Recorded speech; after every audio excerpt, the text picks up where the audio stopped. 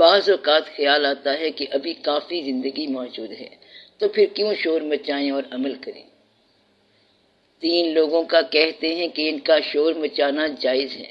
ایک وہ جس کے پاس مچھلی ہے اور وہ بیچنے کے لیے شور مچائے گا کیونکہ اس مچھلی میں بدبو ہو جانی ہے اور وہ آرام سے نہیں بیٹھے گا۔ ایک وہ جس کے پاس پھول ہیں، وہ بیچنے کے لیے شور مچائے گا کہ کہیں پھول مرجھا نہ جائیں۔ اور تیسرا وہ جس کے ہاتھ میں برف ہے اور وہ پگھلی جا رہی ہے، وہ شور مچائے گا تاکہ جلدی جلدی وہ فارغ ہو جائے۔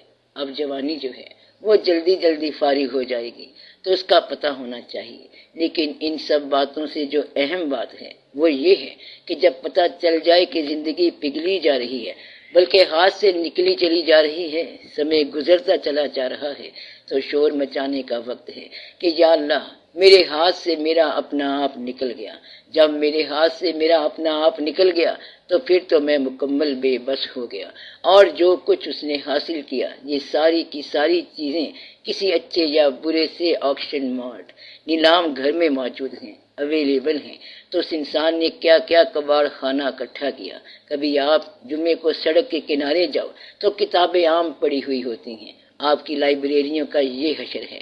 پڑھنے والے لوگ جن کے گھر میں کم پڑھنے والے ہوں، کتابوں سے وہ محبت نہ ہو، تو اس کا جو وارث ہو جاتا ہے وہ وارث ساری کی ساری لائبریری اٹھا کے بیچ دیتا ہے، بالکل سستی۔ وہ کتابیں مارکیٹ میں جا کے پھر بک جاتی ہیں، تو کتابوں کا اجتماع بھی کوئی اجتماع نہ ہوا۔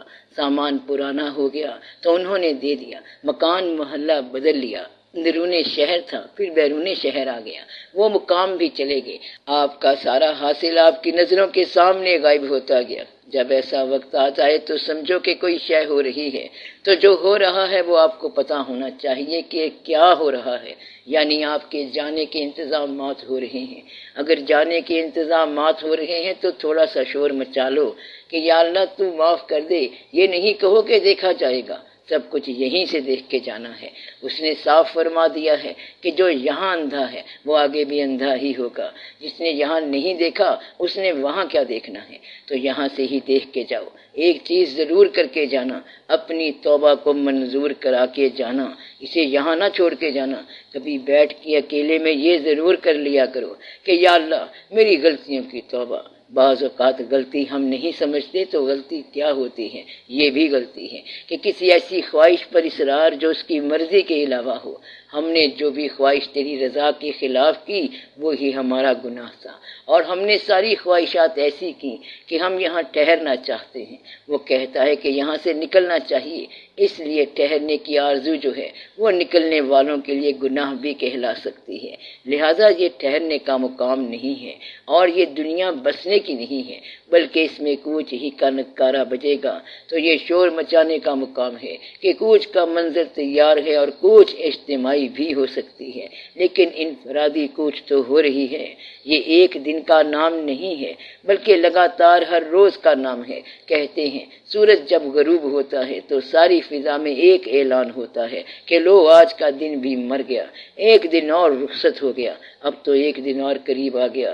اسی طرح کچھ سورج تیرے اور باقی رہ گئے ہیں، اس کے بعد پھر سورج نہ ڈوبے گا نہ طلوع ہوگا۔ جتنے سورج باقی رہ گئے ہیں ان کو ذرا گن کے حساب کے ساتھ چلانا، اور بعد میں یہ نہ کہنا کہ اچانک پھول 2 دن کھلے مرجھا گئے ہیں۔ پھول نہیں مرجھاتے، وقت پورا ہو جاتا ہے۔ اس لیے اس بات کا بڑا دھیان کرنا، اور ایسا نہ کہنا کہ ابھی تو ہمیں پتہ نہ تھا۔ اللہ نے کہا ہے کہ ہم نے موت اور زندگی کو پیدا فرمایا یہ دیکھنے کے لیے کہ کون اچھا عمل کرتا ہے۔ یہ انسان ہے تو ایک میت مگر زندگی بن کے چل رہا ہے، اور اس کا ایک نام رکھا گیا اور پیدا اس لیے کیا گیا کہ دیکھیں کہ اس کے اعمال کیا ہیں، تو اپنے اعمال کا حساب رکھنا چاہیے۔ یکسوئی حاصل کرنے کا کوئی نسخہ بتا دیں۔ ایک شعر سے یہ نسخہ سمجھ آ سکتا ہے۔ یکسوئی کی بات پنہارن سے سیکھ، سب سکھیوں سے بات کرے پر دھیان گگر کے بیچ۔ یعنی پانی بھرنے والی لڑکی سے یکسوئی کی بات سیکھ کہ وہ کس طرح اپنی سہیلیوں سے باتیں کرتی رہتی ہے مگر اس کا دھیان اپنے پانی والے برتن پر رہتا ہے۔ یہ یکسوئی ہے کہ وہ باتیں کرتی جا رہی ہے ہر ایک کے ساتھ مگر گھڑا نہ چھلکے نہ ٹوٹے، بس یہ یکسوئی ہے۔ کبھی آپ نے دیکھا ہوگا کہ وہ پنگھٹ سے پانی بھر کر لاتی ہیں اور وہ باتیں کرتی ہیں، گانا گاتی ہیں، چلتی جاتی ہیں، لیکن مجال ہے کہ گھڑا ادھر ادھر ہو جائے۔ تو یکسوئی کا مطلب یہ ہے کہ اس کا خیال رہے جو تیرا حاصل ہے، ایسا نہ ہو کہ حاصل ہی ضائع کر دو، اور ایسا نہ ہو کہ دنیا حاصل کرنے کے لیے ایمان ہی بیچاؤ۔ کہتا ہے کہ آج کیا بیچا ہے؟ کہتا ہے آج تو صرف ایمان ہی بیچا ہے۔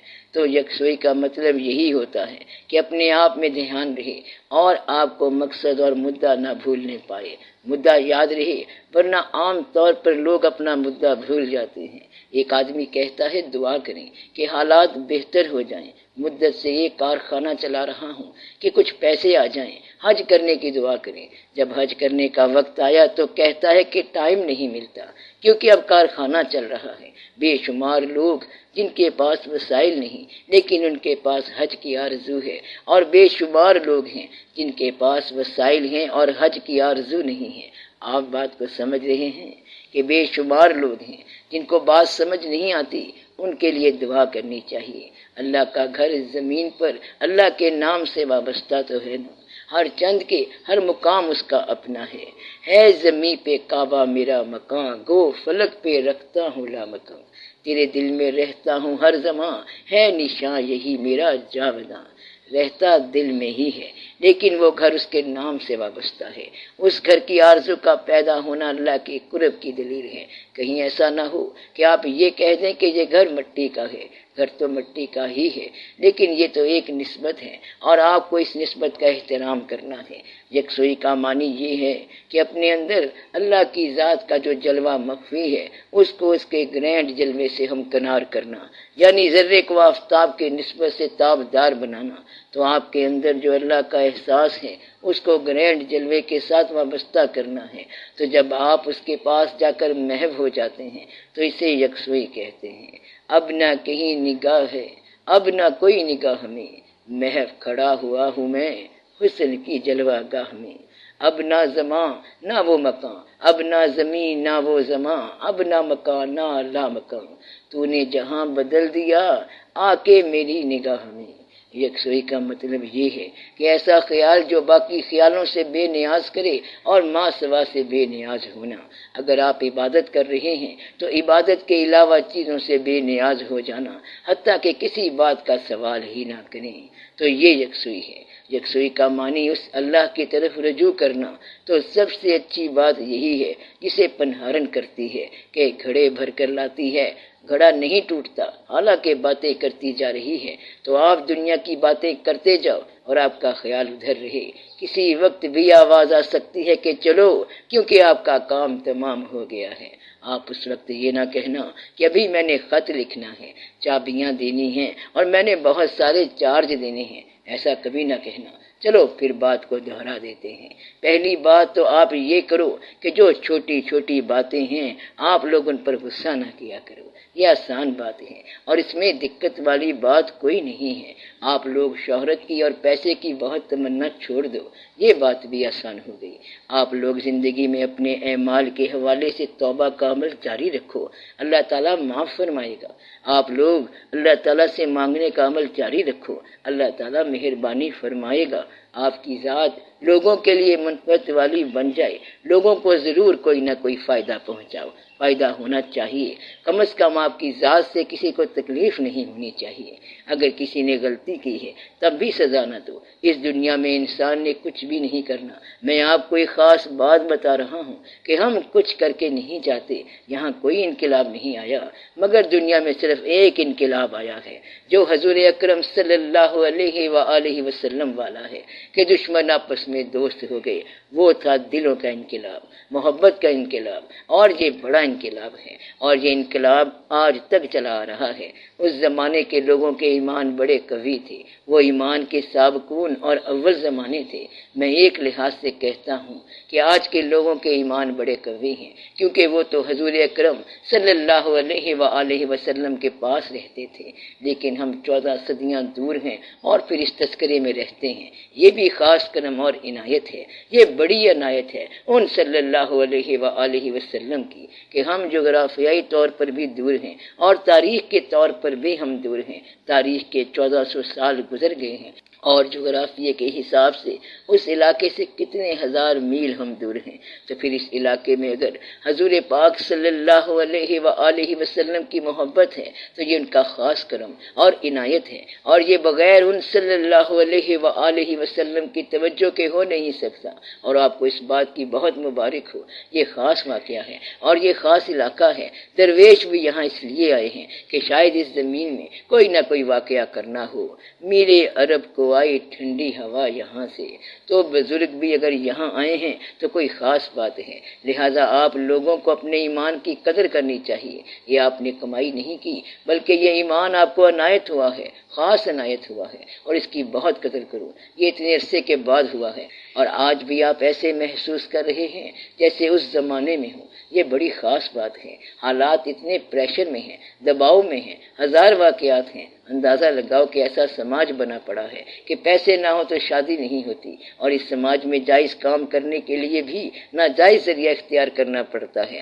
یہ ہمارے ساتھ بڑی ٹریجڈی ہوئی پڑی ہے۔ پھر بھی آپ اللہ تعالیٰ کا شکر ادا کرو اور دعا یہ کرو کہ یا اللہ تعالیٰ آپ اچھے حالات پیدا فرمائیں، تاکہ ایک بار وہ وقت آ جائے جب ہم دیکھیں کہ دودھ دودھ ہو جائے اور پانی پانی ہو جائے، حق والوں کو حق مل جائے، محنت والے کی محنت رائے گاہ نہ ہو، اور نیکیوں کے لیے کشائش رزق عطا فرما۔ یا اللہ نیکی کو تو کم از کم آسودہ فرما، یہ نہ ہو کہ رزق پر بدی غالب رہے۔ رزق آج کل ادھر زیادہ ہے، دعا کرو کہ سچے لوگوں کے پاس رزق ہو اور دل والوں کے پاس ہو، ان کی دنیا بہتر ہو جائے، پھر یہ واقعہ ٹھیک ہو جائے گا، درست ہو جائے گا۔